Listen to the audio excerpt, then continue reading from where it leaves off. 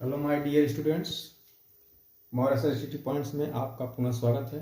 आज मैं कक्षा 10 के कुछ इम्पॉर्टेंट्स लघु उत्तरीय क्वेश्चन लेकर आया हूं, जो कि आपकी आगामी परीक्षा में निश्चित रूप से पूछे जाने वाले हैं। आप लोग इसे देखकर याद करें और अच्छा मार्क्स ले आएँ। चलिए हम देखते हैं। पहला हमारा क्वेश्चन है, खाद्य सामग्री विकृत गंधी कैसे हो जाती है। यह बहुत ही इम्पॉर्टेंट क्वेश्चन है और लगभग हर साल पूछा जाता है। तो बच्चों में बताना चाहूँगा, खाद्य सामग्री विकृत गंधी कैसे हो जाती है। हमारा भोजन वसा और तेल से बना होता है, जो ऑक्सीजन से क्रिया करके ऑक्सीकृत हो जाते हैं और विकृत गंध उत्पन्न करते हैं और स्वाद बदल जाता है, जिसे हम खाद्य सामग्री की विकृत गंधता कहते हैं। आइए हम उत्तर लिख देते हैं।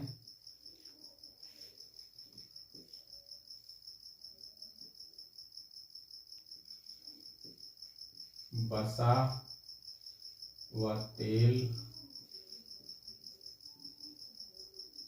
ऑक्सीजन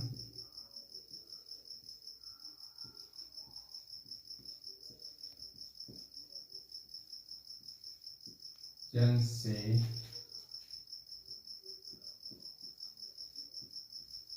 क्रिया करके ऑक्सीकृत हो जाते हैं।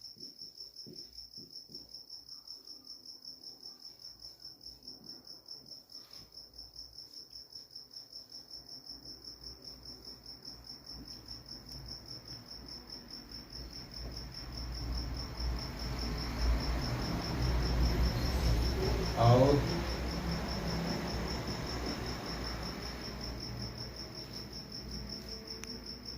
विकृत गंधी हो जाते हैं।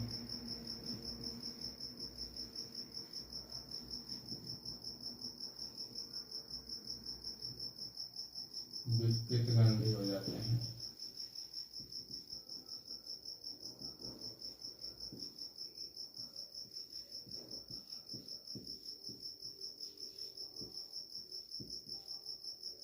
और स्वाद बदल जाता है।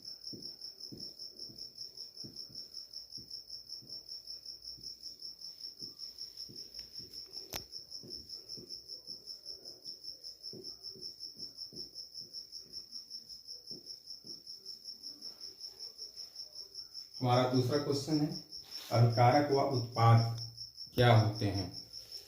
तो बच्चों हम जानते हैं, अभिकारक वे पदार्थ हैं जो अभिक्रिया में क्रिया करते हैं और भाग लेते हैं।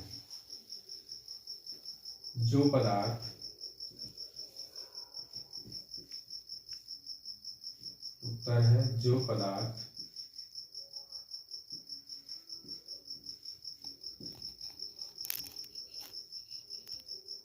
अभिक्रिया में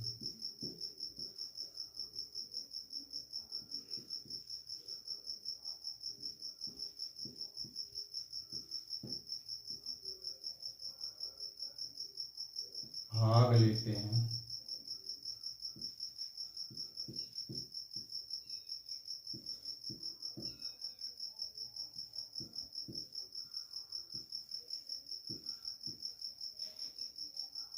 अभिकारक कहलाते हैं।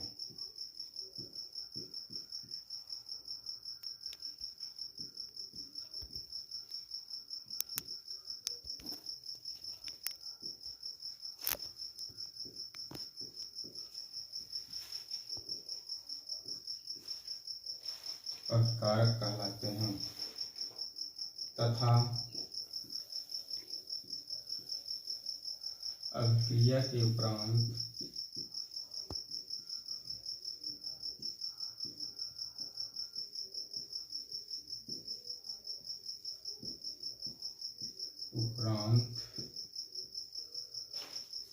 बने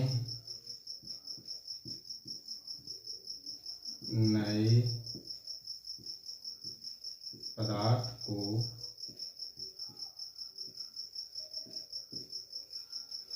उत्पाद कहते हैं।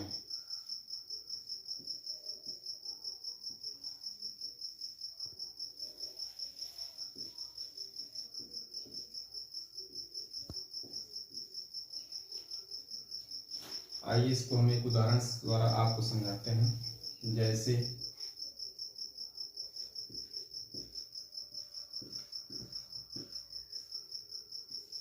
C+O2 अभिक्रिया करके CO2 गैस बनाते हैं। इस अभिक्रिया में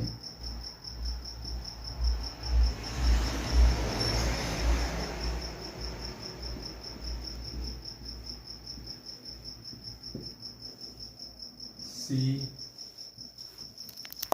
और O2 अभिकारक हैं।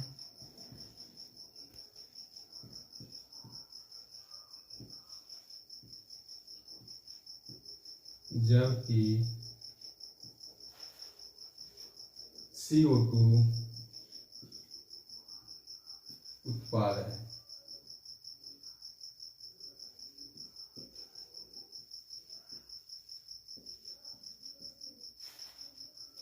तो बच्चों, हमारा तीसरा क्वेश्चन है, बहुत इंपॉर्टेंट है।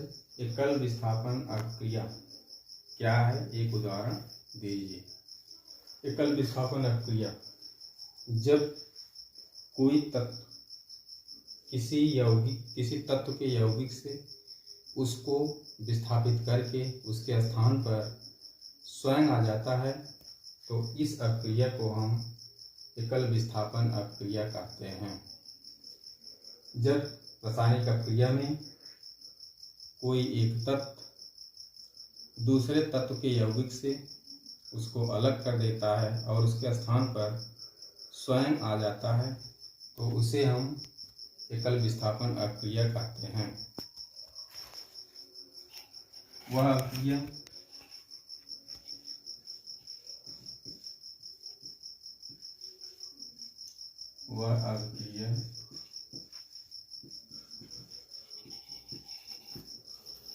जिसमें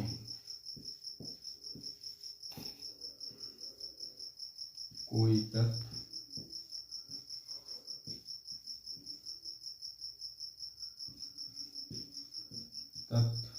या परमाणु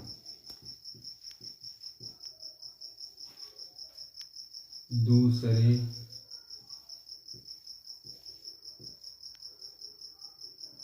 तत्व या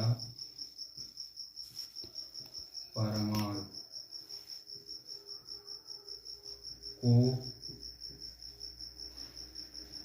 उसके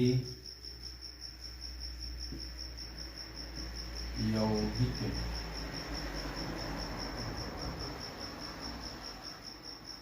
से अलग कर देता है।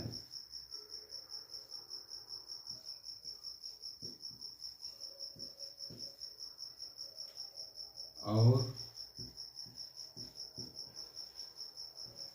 उसका स्थान स्वयं ले लेता है।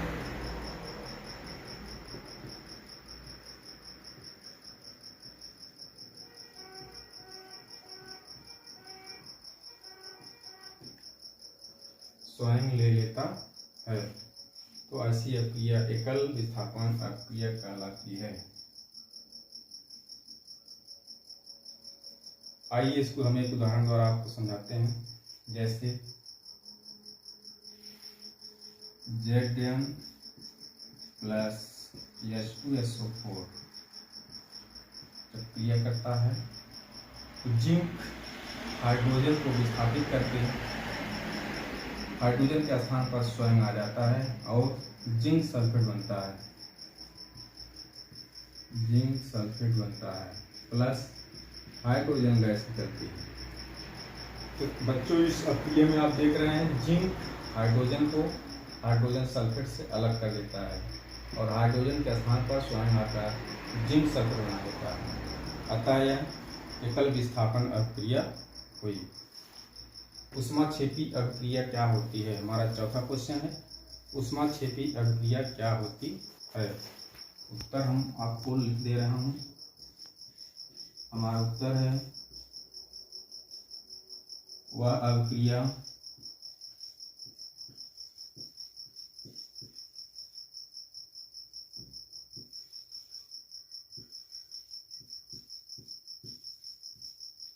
वह अभिक्रिया जिसमें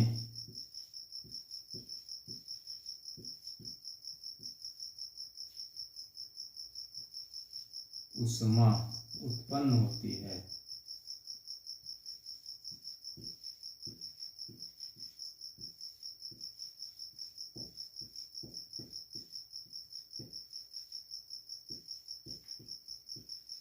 ऊष्माक्षेपी अपक्रिया कहलाता है।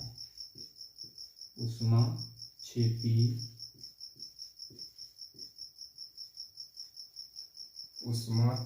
अपक्रिया कहलाती है।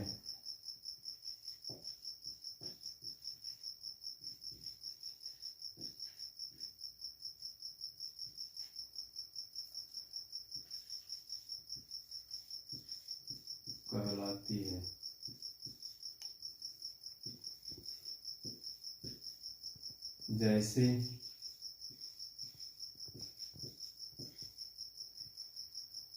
आपका कार्बन प्लस ऑक्सीजन क्रिया करके CO2 गैस बनाते हैं, प्लस ऊष्मा उत्पन्न होती है।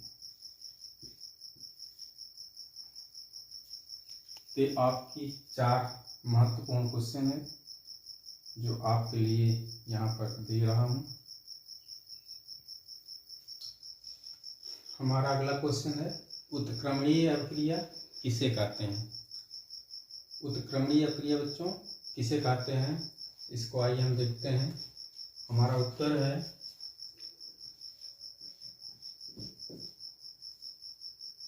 वह अपक्रिया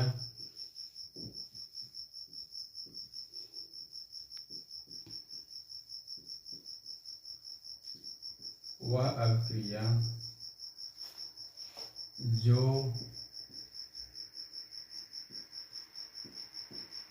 दोनों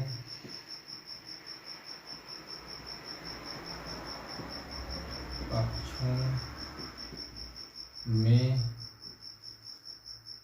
चलती है,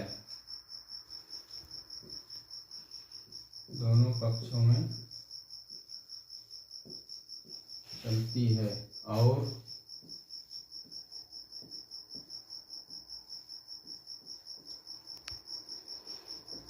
किसी भी तरफ पूर्णता को नहीं प्राप्त होती।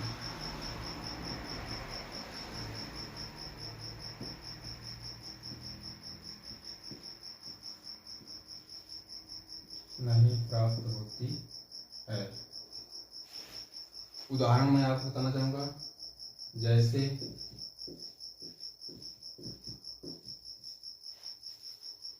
फास्फोरस पेंटाक्लोराइड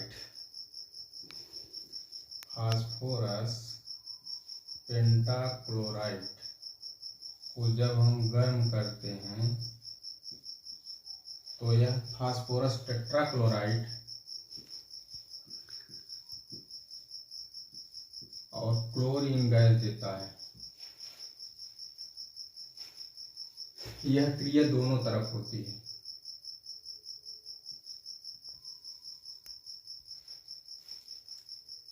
PCl5 गर्म करने पर टूटकर या वियोजित होकर हमारा फास्फोरस टेट्राक्लोराइड बनाता है, क्लोरीन बनाता है, और दूसरी तरफ PCl3 और Cl2 क्रिया करके PCl5 बनाते रहते हैं। ये क्रिया दोनों तरफ चलती रहती है। PCl5 भी बनता रहता है, PCl3 और Cl2 भी बनता रहता है। यह क्रिया पूर्ण नहीं होती, इसी तरह से चलती रहती है। तो ऐसी क्रियाओं को हम उत्क्रमणीय अपक्रिया कहते हैं। यह आपका जो है फास्फोरस पेंटाक्लोराइड है।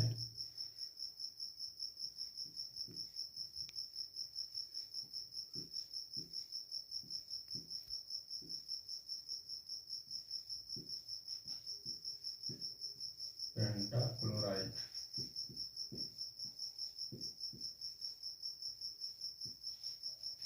यह आपका फास्फोरस टेट्राक्लोराइड है।